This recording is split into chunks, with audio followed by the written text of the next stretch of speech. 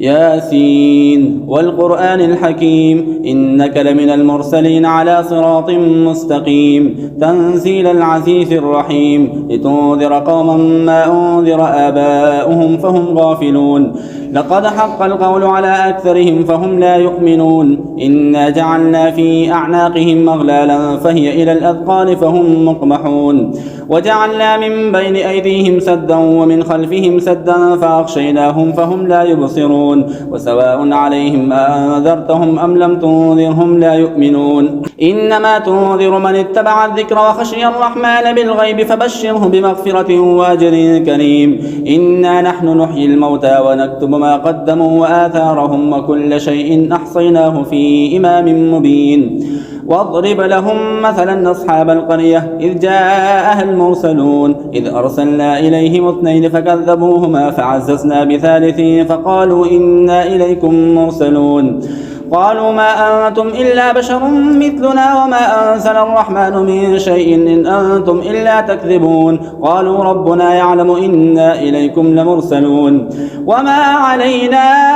إلا البلاغ المبين قالوا إنا تطيرنا بكم لئن لم تنتهوا لنرجمنكم وليمسنكم منا عذاب أليم قالوا طائركم معكم أئن ذكرتم بل أنتم قوم مسرفون وجاء من أقصى المدينة رجل يسعى قال يا قوم اتبعوا المرسلين اتبعوا من لا يسألكم أجرا وهم مهتدون وما لي لا أعبد الذي فطرني وإليه ترجعون أأتخذ من دونه آلهة إن يردني الرحمن بضر لا تغني عني شفاعتهم شيئا ولا ينقذون إني إذا لفي ضلال مبين إني آمنت بربكم فاسمعون قيل ادخل الجنة قال يا ليت قومي يعلمون بما غفر لي ربي وجعلني من المكرمين وما أنزلنا على قومه من بعده من جود من السماء وما كنا منزلين إن كانت إلا صيحة واحدة فإذا هم خامدون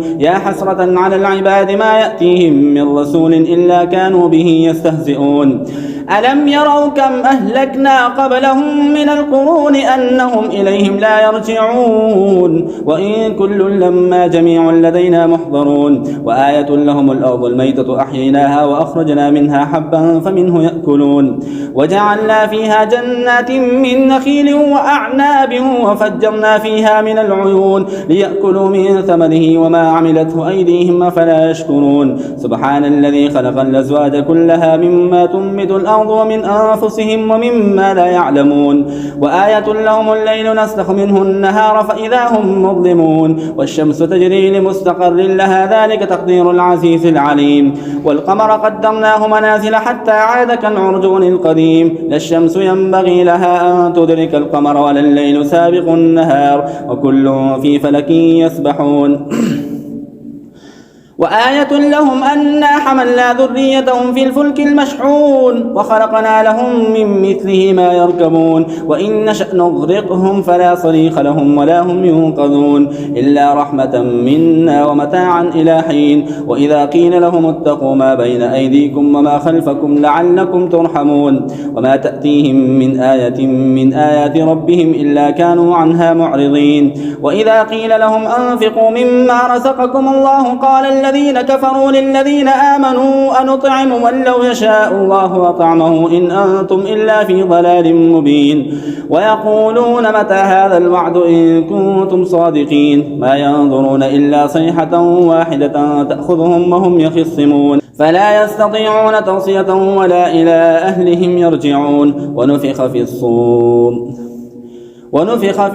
فإذا هم من الأجداث إلى ربهم ينسلون قالوا يا ويلنا من بعثنا من مرقدنا هذا ما وعد الرحمن وصدق المرسلون إن كانت إلا صيحة واحدة فإذا هم جميع لدينا محضرون فاليوم لا تظلم نفس شيئا ولا تجزون إلا ما كنتم تعملون إن أصحاب الجنة اليوم في شغل فاكهون هم وأزواجهم في ظلال على الأرائك متكئون لهم فيها فاكهة ولهم ما يدعون سلام قولا من رب رحيم وامتازوا اليوم أيها المجرمون ألم أعهد إليكم يا يا بني آدم ألا تعبدوا الشيطان إنه لكم عدو مبين وأن اعبدوني هذا صراط مستقيم ولقد أضل منكم جبلا كثيرا أفلم تكونوا تعقلون